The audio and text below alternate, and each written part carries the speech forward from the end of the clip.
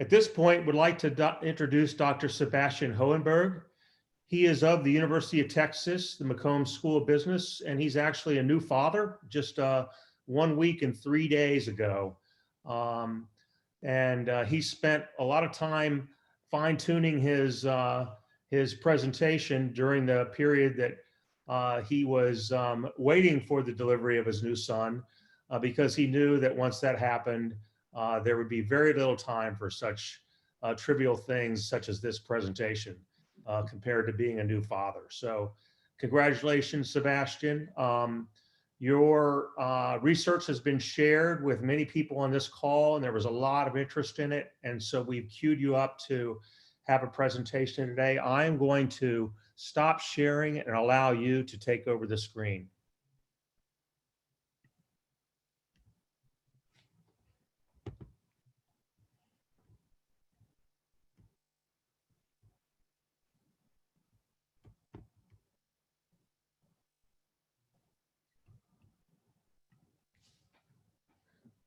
Okay, Rand, can you see my slides? Yes, we can. Awesome. All right, yeah, Rand, thank you very much for the kind words and for the introduction. Yeah, I'm very happy that I took your advice and prepared the presentation before I became a father, because you're exactly right that the past couple of days were quite intense. Yeah? So. Hello everyone, my name is Sebastian Hohenburg and I'm very excited to be here today and share the key insights from a research project on marketing excellence that was recently published in the Journal of Marketing. Before I start, let me tell you a little bit about my background. I'm a tenure-track assistant professor at the University of Texas at Austin. My research focuses on topics related to marketing and sales strategy. Before I came to academia, I worked as a strategy consultant, and amongst other things, I was involved in the implementation of a couple of marketing excellence initiatives. And so from the very beginning, I was highly fascinated by marketing excellence, especially for two main reasons. The first one was it was such a foundational topic. For example, the marketing excellence initiatives that I saw generally included standard marketing topics and practices, but also a whole bunch of new trends and developments. The second reason for my fascination was it is so broadly relevant. For instance, I've seen marketing excellence initiatives across various industries, such as specialty chemicals, mechanical engineering, automotive, and so much more. It was therefore very surprising for me to see, when I looked into academic research, that academic research really hadn't covered marketing excellence at that point. Yeah? And especially empirical research was missing. And so it was kind of unclear what the effects of marketing excellence were. So from the very beginning of this project, we had this clear research gap that we wanted to address. However, there were also a couple of unique challenges, and I would like to illustrate one of these challenges by showing you a couple of quotes from the interviews that we conducted in order to start this project. So our interviews always started with the same very basic question. The question was, what is marketing excellence? And you see here a response we received from a senior manager of a consumer electronics company who emphasized the importance of managing relationships, and then went on to say the contact to intermediaries is important, but we increasingly need to understand the final customers. However, when we asked the identical question, very same question, to a partner of a leading consulting company, this partner actually emphasized the value of marketing activities and also the cultural change that is necessary for marketing excellence. So same question, but a very different response we received. Then here's a final example. We asked a CMO of a mechanical engineering company, very same question, what is marketing excellence? And this CMO emphasized the importance of a holistic approach to business models. And then went on to say marketing excellence is much more than just product innovation or optimal pricing. Excellence companies are asking different questions, such as, am I still selling cars or am I selling something different, such as mobility? All right, and the big question now is, of course, who's right? Is it the senior manager of the electronics company, the CMO, or the consulting firm? Or are any of them wrong? Is there something missing here? What if I ask you next, would you agree with these three marketing leaders, or would you emphasize other aspects? Probably some of you would agree with them, others would emphasize other things. And this is exactly where the challenge of such research lies. How can you quantify marketing excellence when we can't easily identify what it is? And so the first step of our research project and also of this presentation needs to be to derive a common understanding of marketing excellence, or specifically of what marketing excellence is. And to do so, we conducted a large-scale qualitative field study. This is one of the largest qualitative field studies in marketing strategy. And I would like to emphasize especially three things about the study that will help you to understand how we can generalize from this field study. The first one is, it is cross-industrial. So we try to, on purpose, incorporate respondents from all major industries, such as automotive, chemicals, constructions, mechanical engineering, and many more. The second key aspect is, it is cross-functional. So we didn't just talk to marketing leaders, but also to other leaders in the organization that could be knowledgeable about marketing excellence, such as leaders from sales and also from general management. And the third aspect of this study that is notable or noteworthy is it is cross-national. So we are including companies from the United States, but also from the European Union and even Chinese companies.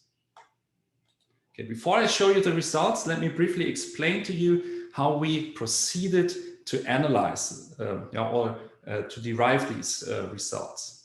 So as a first step, we basically screened the entire transcripts of the depth interviews and the firm strategies, which were about 1,000 pages single-spaced of text. We screened these transcripts for activities that were mentioned as important for marketing excellence. And as a result of this first step, we identified 1,200 activities that were reported to be important for marketing excellence. As a second step, we grouped these activities and then allocated them to 5 decision fields. And this is, by the way, how academic research conceptualizes an organization in terms of the different decisions that are being made, categorized in functional, structural, cultural, relational, and change decisions. And so, as a third step, what we did then was we tried to look at the resulting matrix horizontally and try to identify common themes across these 5 different decision fields. And as a result of a lot of discussions with the co-authors and our interviewees, the results revealed that marketing excellence essentially is a strategy type focused at organic growth with 3 components, which we label as the marketing ecosystem priority, the end user priority, and the marketing agility priority. Okay, so what does it mean? The first component of marketing excellence is the marketing ecosystem priority. This priority describes a focus on building and sustaining mutually beneficial systems of networks. The marketing ecosystem priority, of course, has its roots in concepts of alliances and partnerships, but extends these ideas in terms of their conceptual scope. And I will explain what this specifically means later on in the presentation, when I show a couple of implementation examples. The second priority is the end user priority, which basically means a firm's focus on the final customer who applies or consumes the offering and leveraging these insights for growing the business.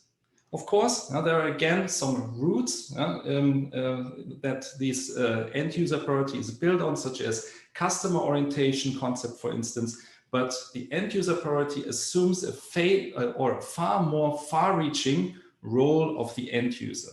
Basically says that all value-creating processes need to be thought and conceptualized from the end user's perspective.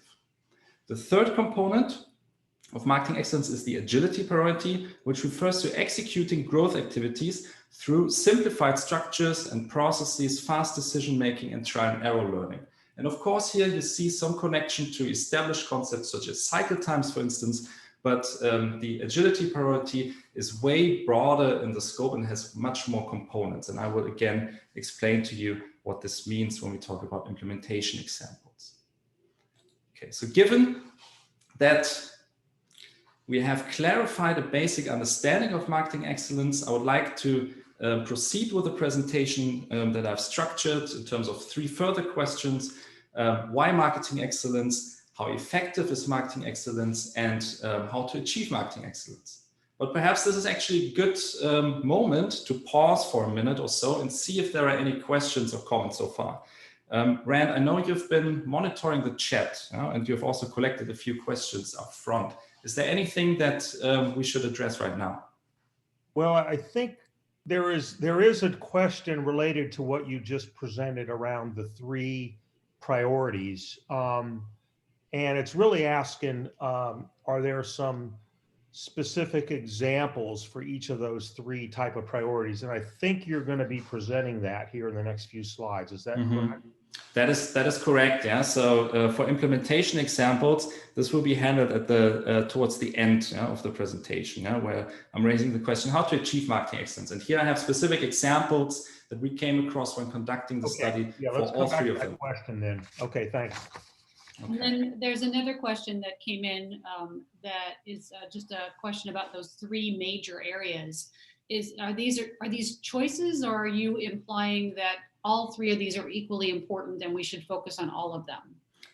Yeah, very good question. Yeah, so I will refer to this again when I show you the effects of marketing excellence. But just to answer this really quickly, yeah, so our empirical results actually show that these 3 are equally important for marketing excellence. Yeah, there is some, or the empirical results provide some guidance of which one to prioritize over the other if you're implementing it perhaps in a sequential order. But in order to unlock the entire benefits of marketing excellence, actually all 3 of these components are equally important.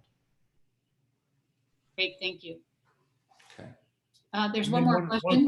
One other question was back to your initial screening of companies. Can you indicate how much B2B was a part of that? B2B was a big part. I don't have the exact ratio in mind, but many of these companies or many of these interviews were actually conducted in Germany, and Germany is very heavy on the business-to-business side. So I would assume that the majority of these companies actually come from a B2B sector. Okay, thanks.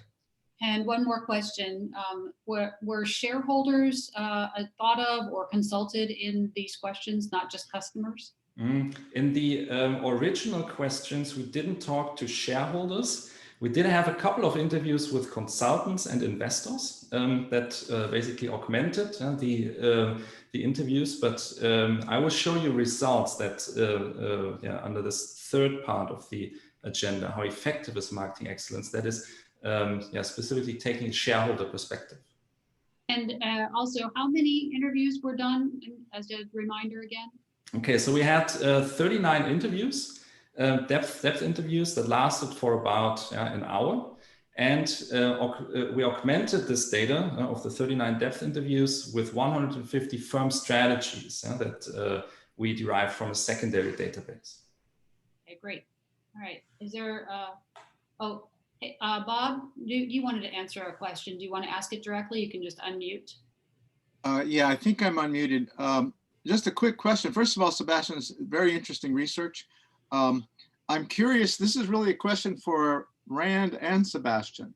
If Rand, what you were presenting earlier about sort of the characteristics of the organization and the competence of the organization in marketing, and what Sebastian is presenting, is there a correspondence here at all? Is there a relationship between what the 2 of you are doing and talking about? Yeah, I'm interested to know that as well, Bob. I think that the aspects of his end user priority orientation is very close to most of those typical capabilities that are necessary in a firm that is exercising marketing excellence, understanding the customer, segmenting the customers, understanding their needs, and that kind of stuff. So I would say that the marketing capabilities of a firm are a subset of those 3 orientations that he is getting ready to present, and particularly the end user priority. Yeah, Rand, I would agree with that. Yeah, so you can think of marketing excellence in terms of these three overarching themes, but also within these three overarching themes, there are specific capabilities that could be trained or that could be learned from the members of the organization, but also from an organizational perspective. What I'm emphasizing is that due to marketing excellence, and I show you the evolution over time that I think is really the critical result of our study here, has made it necessary that we need a couple of new capabilities that amend the traditional stuff. Thank you. Okay. Good. So then let's proceed. To start the second part of the presentation, I would like to draw your attention to three trends that make it particularly evident why marketing excellence is needed and why it is so popular right now. The first trend that I would like to emphasize on is that industry boundaries are blurring. In a recent report, McKinsey & Company reported that 30% of global sales will be generated beyond traditional industry boundaries already in 2025. And we see such things happening in various industries right now. For instance, the research team and I worked with a chemical company in this project that I'm presenting here. And this chemical company started to collaborate with a digital startup, a company completely outside of the traditional supply chain of this chemical company. And as a result of this collaboration, this company suddenly wanted to start selling data in addition to the coatings, chemicals, or decorative paints that they were traditionally offering. So an entirely new business model emerged here. Here's another example of blurring industry boundaries. This is a sketch of the current automotive ecosystem. We can easily see how different this sketch looks as compared to a sketch that we would have created just a few years ago about the automotive industry. As you can see, it's not just the traditional car companies that address the mobility situation, but there are so many other organizations now that have entered this ecosystem, such as construction companies, energy companies, cities, transportation providers, and other players are all participating here. Just look at the number of alternative mobility offerings like car sharing, ride pooling, micro-mobility services, such as the bikes and e-scooters that have already been established. And I think we can get a very clear idea here of how or of what is happening here, and just get a grasp of how this change is going to proceed in the future. The second trend I would like to emphasize on is user behavior, or the change of user behavior. Fueled by the digitalization, these behavior changes occur with a higher magnitude and also more frequently and much faster than they used to. Conceptually, I think it's quite easy to see how changing end user behavior actually impacts earlier stages in the supply chain.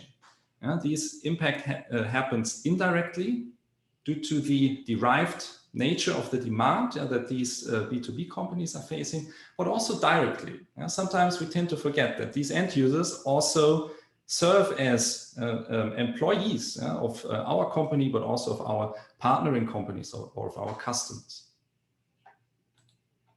The third trend I would like to emphasize on is the increasingly dynamic markets. And these increasing dynamics actually have resulted in highly elevated uncertainty. And this is, I think, in the current environment we are on or we are in, it's easy to see what these trends that are currently ongoing, such as the global pandemic. We have issues or unrest with respect to diversity and inclusion. We have political unrest and some lingering issues such as the digitalization. And all of these things are basically enhancing the volatility of the environment. And this makes traditional strategy development and structured year-to-year rollout plans with implementation stages much, much more difficult. Okay, so next I would like to go into the effects of marketing excellence and show you some empirical results regarding this. To examine the effects of marketing excellence, we conducted a second study that is also part of our 2020 Journal of Marketing article. It is the aim of this study to understand the long-term impact of marketing excellence, and in order to put this in perspective, we wanted to include alternative marketing strategies as benchmarks, such as market orientation, for instance, or marketing capabilities. This examination, for this examination, we created a unique secondary data set that involved 8,317 letters to shareholders of 1,727 US companies. The time horizon here is 1989 until 2016. And in order to derive from the letters to shareholders what type of strategies these companies were announcing to their shareholders, we used two types of text analysis tools. The first one is a machine learning algorithm, and we also applied a dictionary method, and we present in this article the results of both methods side by side. We then used standard finance models, such as the Farmer-French model or the four-factor model, as well as model-free approaches to analyze the impact of these strategic initiatives on firm value. To focus on substantive findings in this presentation, I will mainly present the model-free evidence, so that I can avoid talking about model assumption. But please rest assured, everyone, that these findings or these patterns of findings that I am about to present are very consistent, even if we introduce the more formal and complex methods. Okay, so this one is the first very interesting result that I would like to share.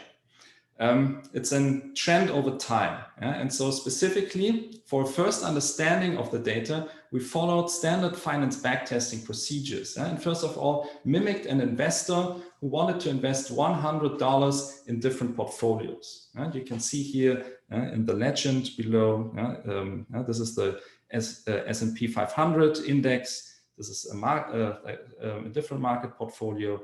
Here we have the marketing excellence portfolio, the marketing capabilities portfolio, and the market orientation portfolio. As this figure displayed here on the slide illustrate, and I want you to look especially into the orange line here, which is the marketing excellence portfolio. This marketing excellence, or the value of this marketing excellence portfolio, grew over time from $100 to $1,313, which represents a compound annual growth rate of over 15%. By contrast, the benchmark portfolios related to market orientation and marketing capabilities grew to a little more than $700, which is substantially less. Results therefore clearly indicate the effectiveness of marketing excellence for growth. And these results replicate using standard finance models or standard finance portfolio models. Then to dig deeper, regarding what exactly is going on, we looked at average returns over time. These are probably the most exciting results of our study. So basically what we did here is we grouped the timeline into three buckets. The first one here on the left-hand side can be labeled as the time before the financial crisis. The second bucket here is the financial crisis and the aftermath, or especially the aftermath of the financial crisis. And then we have the third bucket, which can be labeled as the recent years. So what we can see here is that from 2001 until 2009, market orientation, marketing capabilities portfolio actually outperformed the marketing excellence portfolio. Then in the second time frame, especially the aftermath of the financial crisis, we see that all of these portfolios create substantial growth, but that we don't really see a difference between the three.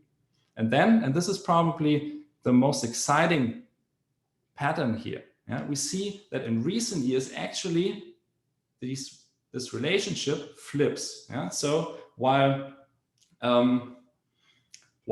basically in recent years, the market orientation portfolio and the marketing capabilities portfolio create a little bit of growth, we can see that marketing excellence has really picked up in recent years. And this is such an exciting insight that I would like to emphasize this one more time. Yeah? So we can see that the concept that is primarily taught in business schools today as a means for growth, market orientation, generated great organic growth until a little more than 10 years ago. But today we can see that the world has changed. Marketing excellence, on the contrary, has recently taken off. Okay, before I show you some implementation examples, perhaps that's a good moment again to pause and see if there are any additional questions.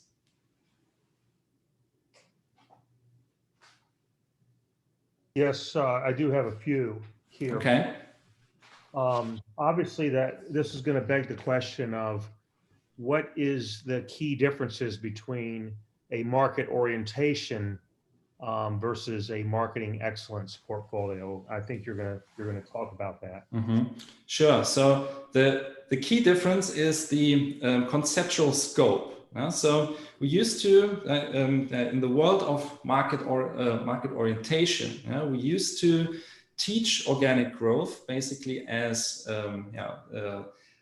creating customer value and creating a higher customer value as compared to the competition. This is different from marketing excellence. Marketing excellence, we don't really say anymore. You have to start with the market, then create the strategy and execute this strategy. But the conceptual scope is much broader. So I will show you a couple of implementation examples of companies that are growing today that think about entire ecosystems from the beginning on.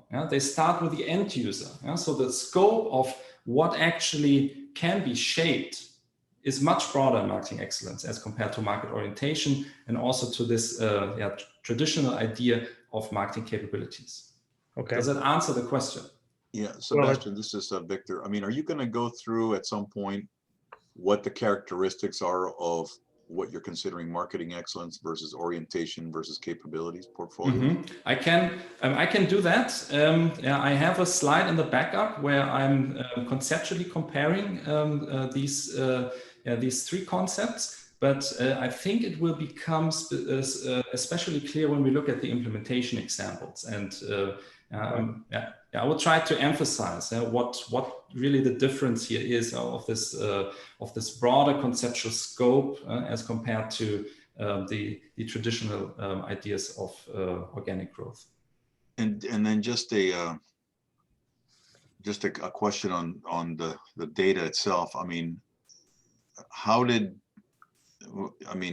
was it validated that the companies in each of those portfolios were in fact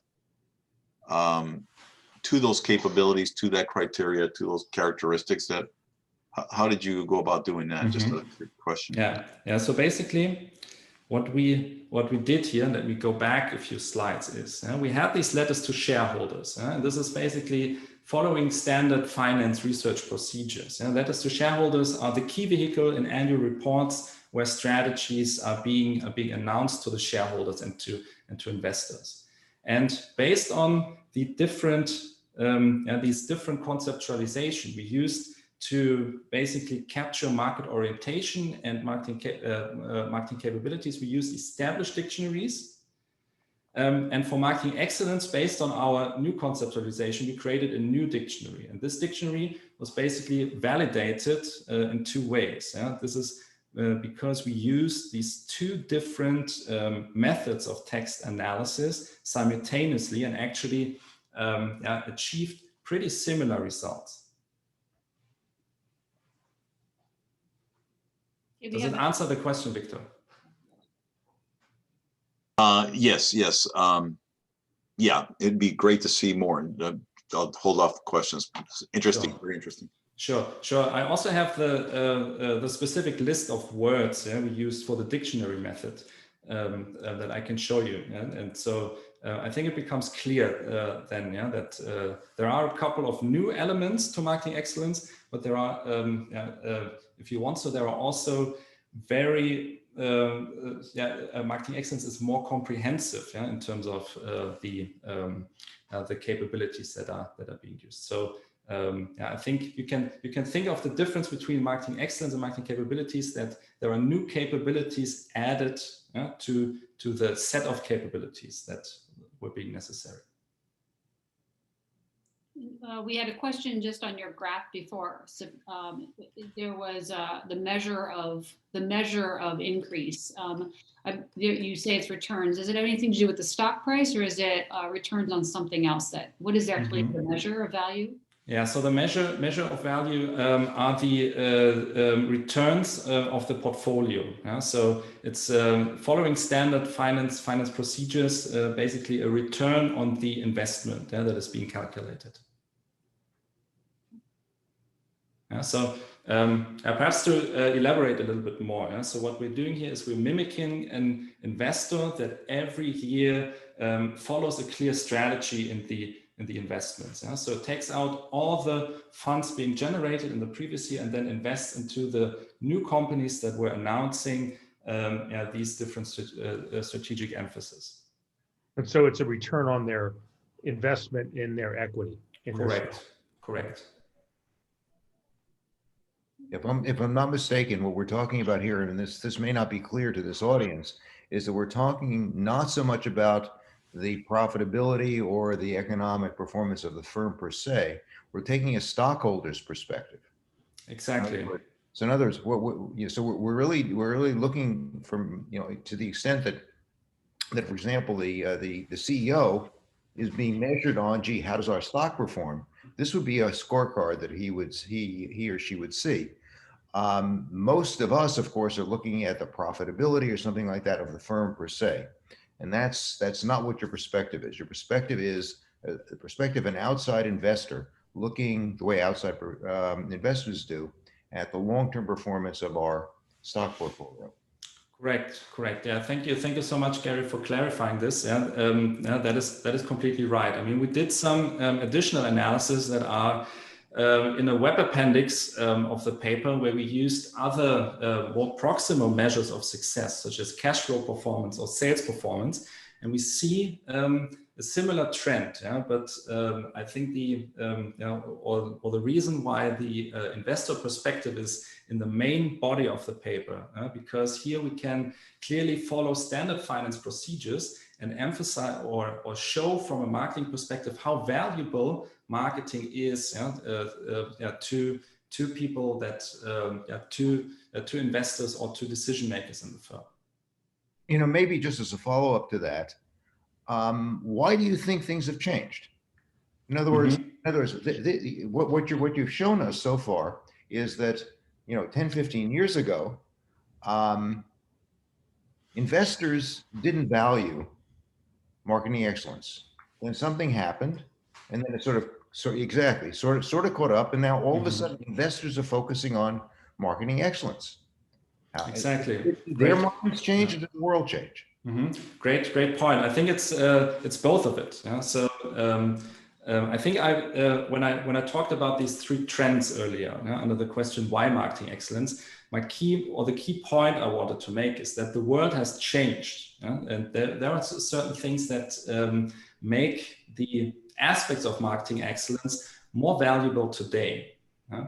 And the second thing is, I think that could be an additional explanation, is that investors are more and more able to see the value of marketing. There's a huge stream that has of research that looks at the marketing finance interface using standard finance models and showing the value of marketing to people that have had or that are focusing on financial outcomes. And there's increasing evidence that marketing creates such value. And so I think it's actually a mixture of both.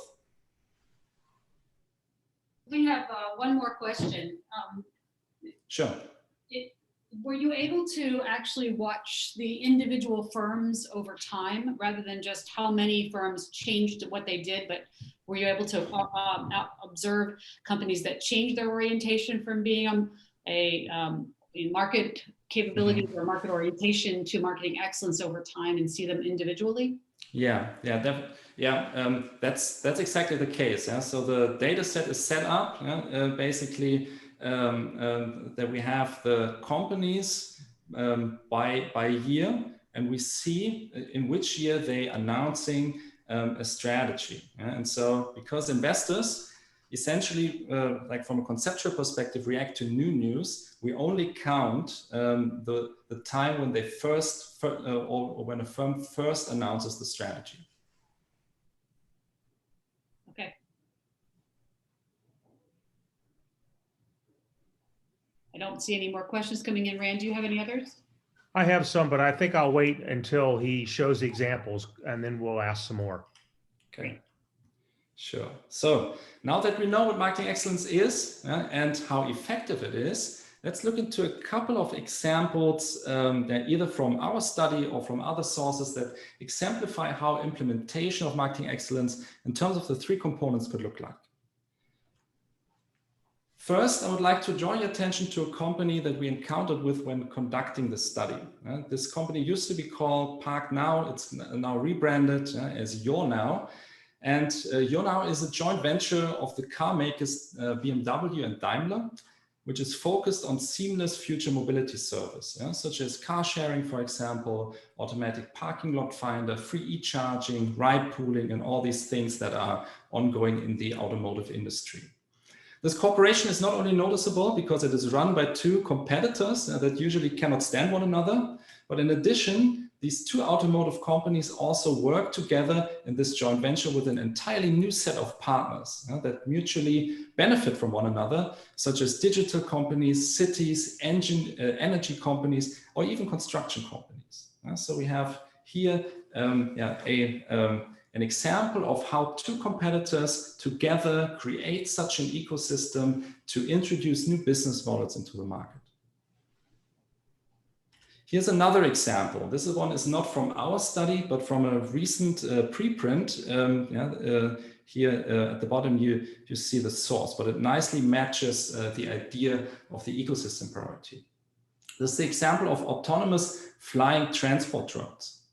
In this case, the ecosystem value proposition is based on the safe transport of sensitive and high value medical materials from one hospital to another, such as organs, for example, or blood. For this value proposition to be delivered, a logistics company collaborated initially with this drone technology provider. Then at a later point, a hospital entered the ecosystem, basically provided a use case for this technology and also some knowledge and experience of hospital logistics. Then government authorities became part of the ecosystem to develop the legal basis for autonomously flying drones. So we have, again, an entirely new business model originating from this cooperation or from this initial collaboration that is beneficial to all members of the ecosystem. Okay, let me share one more example. This is from the same preprint, and it's the example of Bluetooth-based door locks. The value proposition in this case is a solution which allows people to open doors by using temporary smartphone code, a technology that was initially developed by the access provider who's the orchestrator of this ecosystem. One of the use cases that this technology has is keyless access to rental cars. And I think many of us have actually used this, offering before. An ecosystem approach, however, was necessary for the implementation because there was an interplay of several players involved. The car rental company, for instance, had to modify its entire fleet and install new hardware and new software in order to make this value proposition or put this value proposition into action. Sebastian, can I just interrupt and ask? Sure, please. A little clarification so we don't lose a few of us. Could you just briefly again describe the main differences between marketing capabilities, marketing orientation, and marketing excellence? Okay, so perhaps then I go to a slide that I have in the backup, yeah? Sure. Just to make this clear from a, don't think, unfortunately, I don't think I integrated this in the backup. So, okay, so let me just try to illustrate this from this point. Yeah, so my first point is that marketing excellence is broader than the traditional ideas of market orientation or marketing capabilities. Yeah? And this is because the conceptual scope of marketing excellence is bigger. Yeah? So instead of saying, start with analyzing the market, we are saying you have to start with analyzing the entire ecosystem. And this ecosystem is broader because it incorporates players that aren't part really of the market that we used to, or the way we used to think about markets. For instance, think of the example that I provided earlier of this chemical company that started collaborating with this digital startup, a company that is entirely outside of the traditional supply chain and the traditional market. And there are other examples, such as this car company that started collaborating with a construction company to make basically to match the navigation system with the parking lots downtown. So I hope that these examples illustrate the larger conceptual scope. We're saying don't stop with the market, but think of it as an entire ecosystem and consider players that are completely outside of the traditional market definition in order to come up with new offerings. Does it make that clear, Lynn? Yeah, so let me see, I think marketing orientation is when you're describing your traditional approach to market understanding. Exactly. Yeah. So market orientation is the way that at business schools or at leading business schools today, organic growth is being taught. Yeah. So it's basically saying, look into the market, then derive your strategy, and then execute it across the 4 Ps. Great. Yeah. Right. But we're saying don't stop with the market, but you can you can develop entire new ecosystems. So it's a bigger perspective, but it's also a more, I would say, a more active perception of this environment we are in. You can shape the environment. Great. Okay, thanks. So Bill, so basically Steve Jobs, when he was ignoring the needs of his specific customers and basically envisioning things and capabilities outside of that, was trying to force Apple to be focused on marketing excellence. Was that fair? I think you described it in a way that I would agree with that. Yeah, so it's there are a couple of thought leaders, like Steve Jobs, perhaps Elon Musk, that basically had didn't want to adapt to these boundaries that we traditionally in marketing education set for making the process more structured.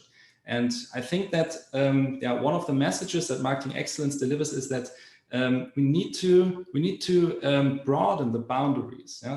We need to enhance the scope where we're looking at for new ideas, for new collaboration partners, for new customers even.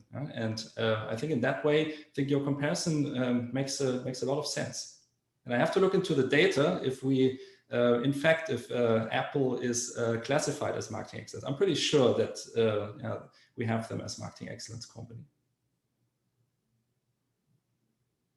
Yeah, it would be very helpful if there were some well-known companies that are in each of those 3 buckets or portfolios that you have, and then you can talk about what those characteristics and differences are between, the C-suite in terms of what they're doing versus, because it's really a C-suite discussion, a shareholder discussion, not really a, what do you do are you going to get into what do you do organizationally to be able to get to this kind of principle? Yeah, so perhaps I can illustrate that on a less C-suite level, at a more actionable level, with a project that we conducted together with the company Bosch. This one, or the results of this project are published in a 2016 article. And this is essentially, or what we've done here, it's way more operational than the C-suite. So we've worked together with the local in-house consulting to develop a new business model development process. And the key idea here is that we integrate, and this is an example of the end user priority, that we integrate traditional information from customer interfaces such as Salesforce knowledge or the hotline or complaint management with also more end user oriented interfaces that have emerged due to the new possibilities that the digitalization provides, such as social media, Internet of Things and services. So we use these integrated information sources as kind of the start for a process that involved multiple workshops to develop new business model ideas. And each of these workshops didn't just start like in a traditional canvas-based approach with the customer's perspective, but we specifically designed these workshops in a way that they start with the end user's perspective. And the results of this process were entirely new business model opportunities that went far beyond common automotive supplier business models of selling products per price per unit. Examples of such new business model opportunities were smart home solutions, for example, a co-pilot that doesn't necessarily have to be inside a car anymore, or specific senior citizen mobility concepts. So I think, and I hope that answers your question a little bit. So marketing excellence is not something that just happens at the C-suite. I think that decision whether to pursue a marketing excellence strategy or not, these are decisions that need to be made at the top management team. But once this decision is being made, we have to cascade it down in the hierarchies. And this is an example of how end user priority could manifest in one important process, which is the innovation process in this case. Does that help a little bit, Victor? Yes. I guess we just need, we'll continue on, right? Yeah, sure. Okay. Sebastian, let me break in with a question that Sure. I think is, first of all, this is very interesting stuff. We've got a ton of questions that I'm getting and we need to ask. Obviously, you're really expanding our thinking about marketing excellence. A lot of our companies, have operated for years and years as making a product, providing that product or a number of products into different niche markets. And so this idea of an ecosystem is a little bit thought expanding for us, to say the least. Is it similar to, when you do a traditional value chain analysis, we think down the value chain and we go to the end customer, we try to understand their needs. But we also usually talk about outside influencers and not in kind competition. And is what you're saying a little bit is you need to bring those outside influencers and not in kind competition and regulatory agencies and societal trends and so forth into the thinking process, even though Exactly. Yeah. So, and I think that question really nicely fits actually to this example of the implementation of the end user priority that I just mentioned.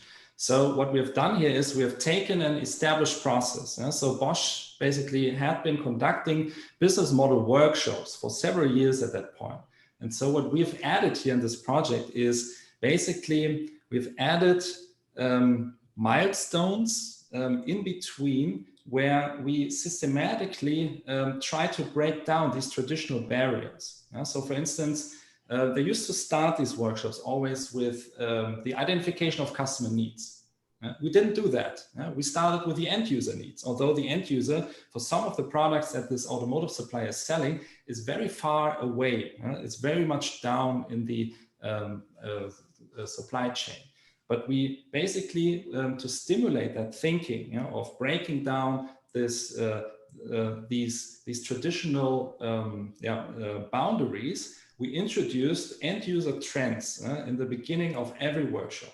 And then we had a discussion or facilitated a discussion around what these end user trends could mean for direct customers, but also what types of other ideas and collaborations would be possible. Mm-hmm. Yeah. Does that help, Rand? Yeah, it does. I mean, I think I think we do a lot of that stuff, but it usually is sort of, and we don't start with it. It's sort of along the way, we'll examine what, the end user is really looking for and what the trends are, and what influencers are out there influencing the value chain, but not participating in the value chain. But I'm not sure that we give it as much thought as what your model says when you should start with thinking about the entire ecosystem. That's just my thought. But let's keep going. We got some more questions coming in as well. Yeah. Okay. So perhaps one more thought in addition to your comment. So it's not just, I mean, I'm choosing here the example of the innovation process, but we could look into other processes of the organization, such as communication, for instance. So in a recent study, we are trying to find out how business-to-business companies can reach out best to later stages at the of the supply chain, and we see that this can also create sometimes a little bit of a conflict with the direct customers. So I think we need to, or the main message I want to send today is that we need to broaden the horizon in terms of thinking of boundaries. And then we need to specify the different processes that we already have in place in order to come up with a good execution plan of marketing excellence. And then another question related to that is doing that and disrupting a traditional market like some of the examples you presented. Seems like it takes a lot of collaboration around with multiple players in the ecosystem, and therefore our way of thinking is, what is the timing of receiving a positive return on that effort? Yeah, that's actually something that we investigated in an additional analysis. And so I mentioned, just gonna go a little bit ahead in the presentation. So I mentioned that we had other dependent variables, such as sales performance, and I think we also have cash flow performance. And so what we can see here is that usually the returns in these even in these more proximal performance metrics doesn't happen immediately. So I think for sales performance, we had to look at a 1 year lag, and for cash flow performance, I think it was either 1 year or 2 year lag. But we see definitely that marketing excellence drives these metrics, but there is as you have suspected, Rand, there is a time lag until it manifests in these things. Okay. So let me give one or actually two implementation examples of the agility priority. Let me first tell you about one insurance company that we encountered through this project. The insurance company established a new service unit tasked with increasing market responsiveness of all business units. To enhance this responsiveness for a new car insurance product, the unit reduced the complexity of worldwide standardization with worldwide standardization and digitalization of the entire customer journey. This simplification gave the insurance company efficient access to market data, resulting in new insights into needs. And using these data, internal other units were able, kind of like as a startup within the firm, if you want so, to quickly launch new versions of the product, or products that amend this initial offering. And I think that's a good example of how the agility priority could look like. In addition, I would like to draw your attention to one other very interesting article that appeared in the Journal of Marketing a little after our article Marketing Excellence appeared. This article is called Marketing Agility, and they are basically building on our element-driven definition of agility and put it into a process perspective. And I'm trying to just summarize the key idea here in 1 or 2 sentences. So essentially they are saying for agility, you need to have a dual track approach and kind of streamline discovery processes and delivery processes. And this is the way from a process perspective, how you can execute agility.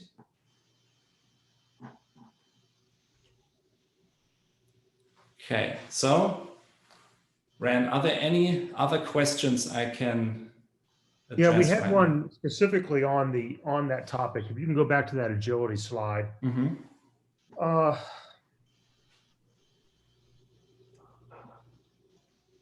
It's this thought of agility is rather new to us, I think. And the question is more along the lines of, what is the difference between these three approaches, but more specifically, how does a firm create agility?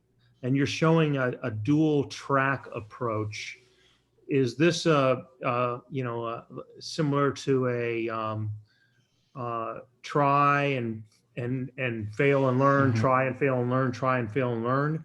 Do it more rapidly than trying to get everything right the first time before you implement? Is that what exactly? Yeah. So it's basically bringing in experiences at an earlier stage. Yeah. So when I'm showing you basically the elements of the agility priority that we discovered in just a little bit, you find elements such as trial and error learning, for example. Launching of beta versions, cut the complexity, make the processes shorter. Yeah? So a couple of elements that kind of specify what is meant by agility. What the authors in this paper are describing is basically a systematic process that can help to understand basically how to think of processes with an agility mindset. Okay, so this is a paper that focuses in on this topic then, and it's exactly dual track marketing agility at CarMax. I could find it by looking at that.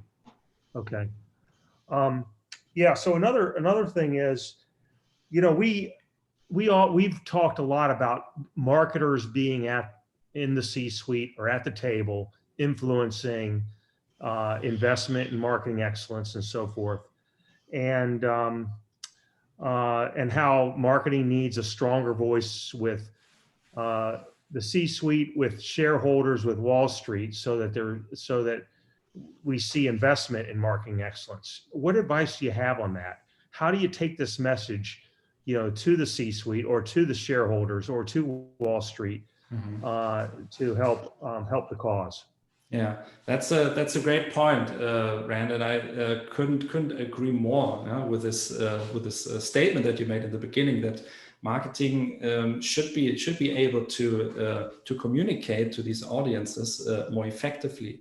And the point that I want to make here is, I think we need to start, or I mean, it's happening already, but we need to speak the language of Wall Street more effectively.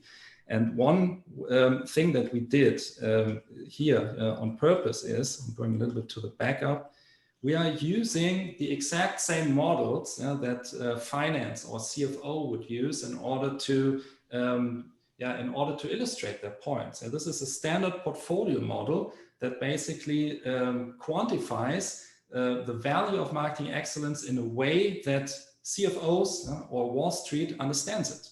And what you see here basically are the abnormal returns. And when you look at the magnitude of the abnormal returns of marketing excellence, this is much higher as compared to some of the papers in finance that I've seen recently, where a new tax system was adopted, and people had an abnormal return of 1 or 2%. So I think that using models or using the language that these people speak in order to quantify the marketing related assets.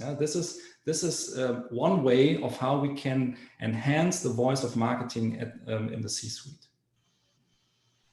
Yeah. Okay. So that's key, is maybe learning more about these models yourself as a CMO, and also presenting your case with their language, not our language. Exactly. And also, I mean, there's a recent article on customer-based valuation, and this article is basically disrupting the way that firms are valued. And these authors basically follow a similar procedure. So they use the way that firm valuation had been conducted in the past, but they bring in the customers basically as a marketing related asset. And that way, I think if you can quantify the value of marketing in the way or in the language that the Wall Street and the C-suite speaks, this will be key in order to enhance the voice of marketing in these rooms. Another question about management of the marketing function in light of this research. So there's always, today we're grappling with the mix of sort of traditional marketing skills and techniques of segmentation, voice of customer, et cetera, versus some of the more newer modern marketing skills. Digital is an obvious one, but you're even bringing in, agility and ecosystem, understanding. So do you have any thoughts on the time mix between those, or even the type of recruitment of talent that you would seek differently versus the way we used to do? I think the implications in terms of or of marketing excellence in this regard are massive. So you mentioned recruiting, so perhaps let's start with recruiting.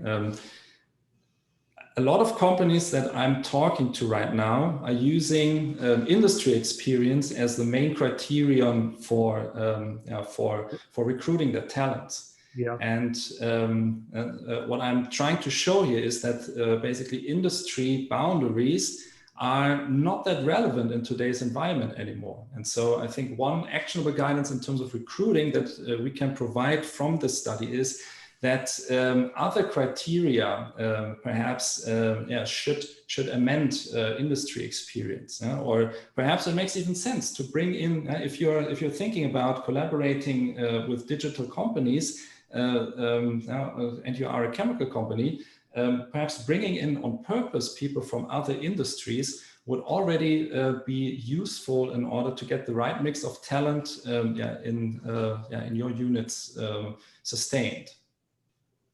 Yeah. Okay. That's key. I mean, what you said really rings true. We often do look for people with experience in our industry, thinking that product knowledge and industry knowledge and customer knowledge is so critical.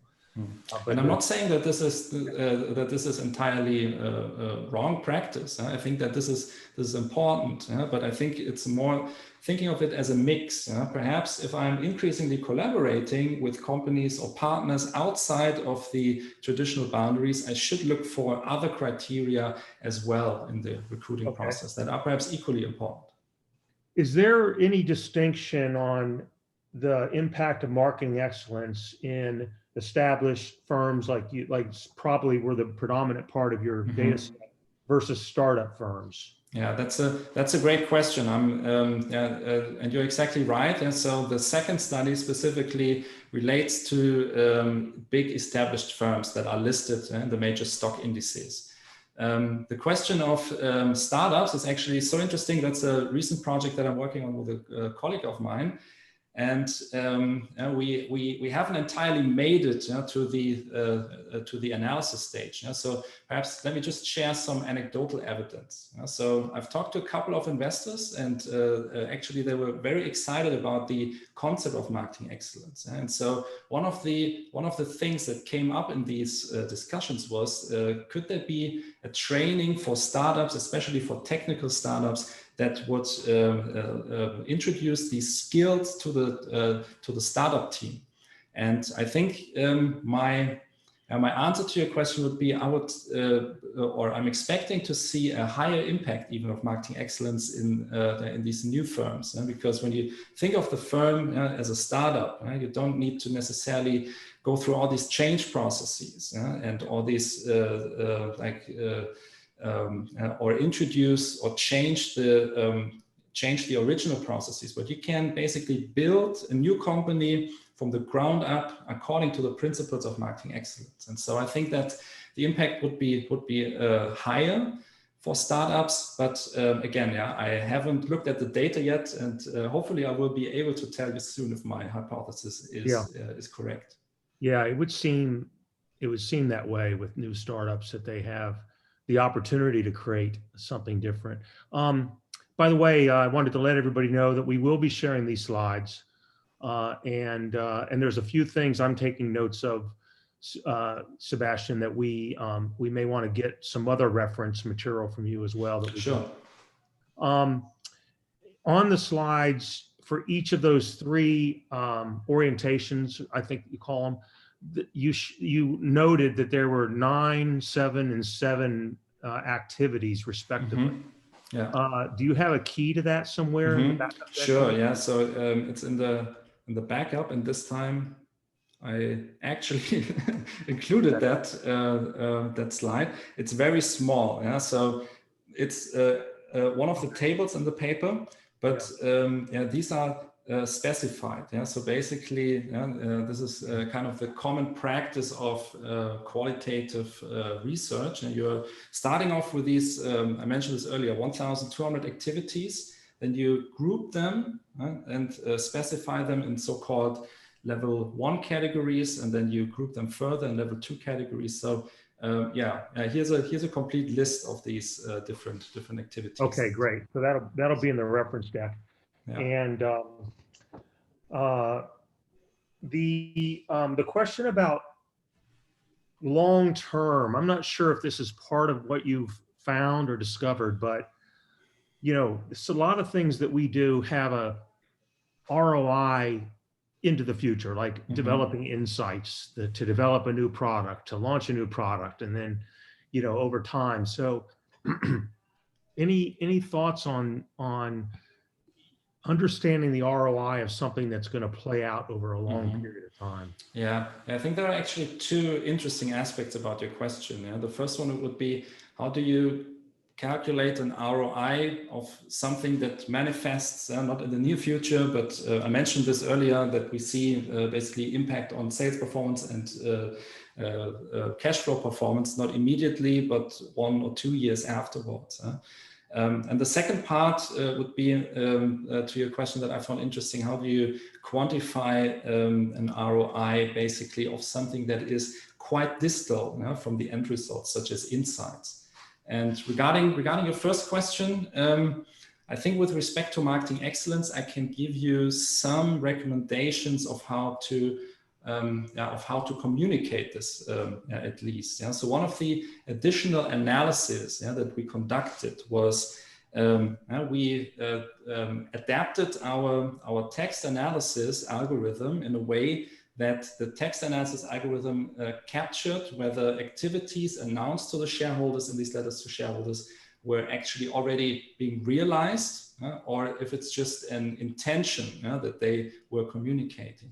And we find that basically the realized version, so if you're able to back up your plan to pursue marketing excellence with real activities, this creates almost twice as much in growth as compared if you're just communicating intentions. So in terms of communicating such things, I think it's important to specify exactly of the activities that you have already conducted. Regarding the second part of your question, how do you quantify something that is quite distal to the or an ROI of something that is quite distal to the end result? I mean, that's a tricky one, because you can't really isolate the impact. For isolating, you would need to run basically an experiment with a treatment group and a control group, but you can't do that because you either have the insight or not. So what I would recommend in this regard, and I can also talk to the person offline some more that raised that question, on how to exactly do that, is I would switch to more correlational methods. Perhaps use a regression analysis or structural equation modeling that would at least provide some correlational evidence on the relative magnitude on these more distal things in comparison to the more proximal things to results. Okay. We had a couple more questions. So one was back when you were talking about those technical company startups, that needs to a lot of thinking about inside of our own spaces. Are manufacturers disadvantaged to leveraging benefits of marketing excellence just because of the technical orientation of what they do? I wouldn't say so. Yeah? So actually, most of our of the companies in study one were established manufacturing companies, and also in our sample in study two, we have various large or exclusively large and listed companies. And so I think that the idea for many of these manufacturers to bring in new technical or digital companies is something that is new. And so some of the examples that I referred to had to do with new digital companies, but this is not, it's not exclusively that way. I think of the example that I provide of this joint venture of the two competitors. This is also a new way of collaborating that wouldn't be, or probably if you had asked people at BMW and Daimler, both companies that I know quite well, a couple of years ago, if they would like to collaborate, they probably wouldn't have even raised that idea. And so I think that, I mean, digitalization is a big driver of these trends that we're seeing, but it's not exclusively listed or limited to digitalization. And I don't think that classical manufacturing firms have a disadvantage, but the disadvantage may occur if I'm waiting too long and to take action to these new directions. Okay. There's still trying to trip you up on a question here, Sebastian. But, of course. As you can see, I'm very passionate about this project. I'm very passionate about marketing excellence. So I'm happy to take any question. Yeah, here you go. What are the potential unintended consequences of this pursuit that we should be aware of and avoid, or how would we avoid those unintended consequences? Okay, so I don't have an empirical answer to that. So and I haven't heard this question. So let me think about this. So unintended could be basically something that I wanted to achieve growth and something else occurs that is unrelated to growth. And I mean, one of the things perhaps that I actually I could provide some evidence on is let me see if I have that in the, I don't have that in the backup. So yeah, but what we did was an analysis of the different components. So a disaggregated analysis of the components of marketing excellence. So we tried to prioritize them by looking at them separately. And what we can see is that, for instance, if you are just combining the end user priority and the ecosystem priority, but you don't focus on agility, that actually doesn't create an effect on growth. But if you want to place that in a sequential order, it's important to start with either end user priority or the ecosystem priority, but also have the agility priority combined with it. Mm-hmm. So if I'm choosing the wrong order, I think one unintended consequence could be that I'm introducing too much complexity at the same time.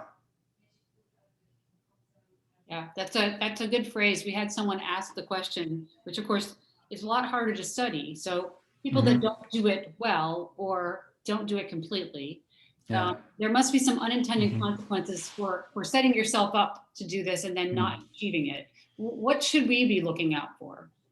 Yeah, also one other thing that just comes to our mind, Lynn, is related to this intended versus realized evaluation that we conducted.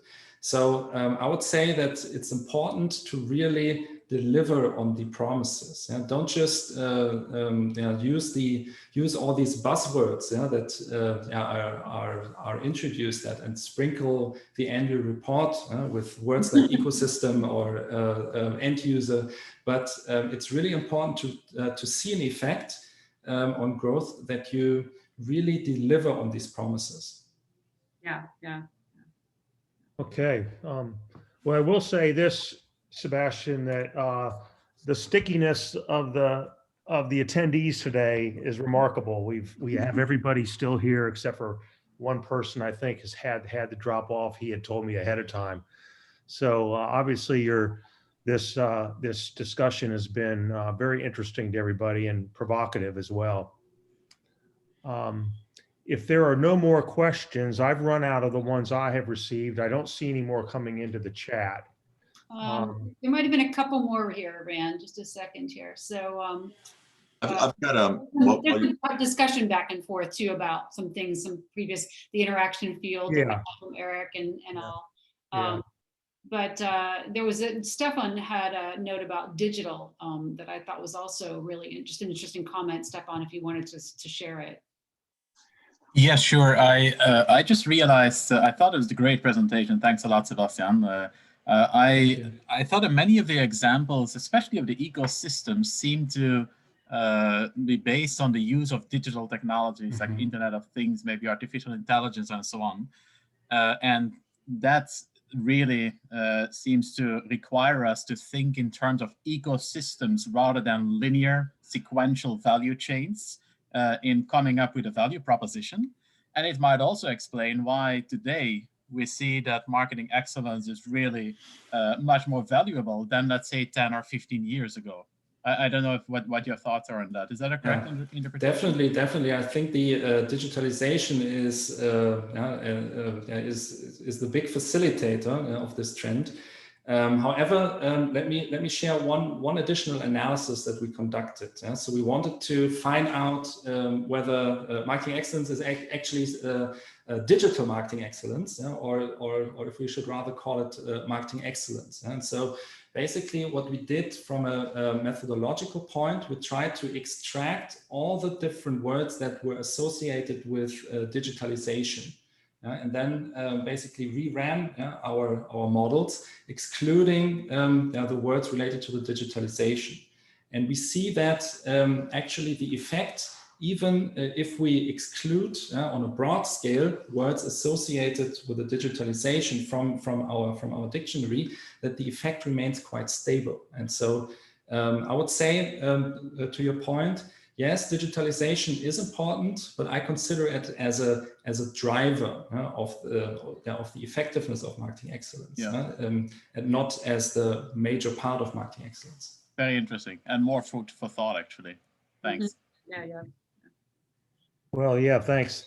And like I said, this has been very interesting, Sebastian, and we're going to be following your research closely into the future, because you mentioned a few other things that you are currently involved in that I think is going to be very relevant to our B2B audience.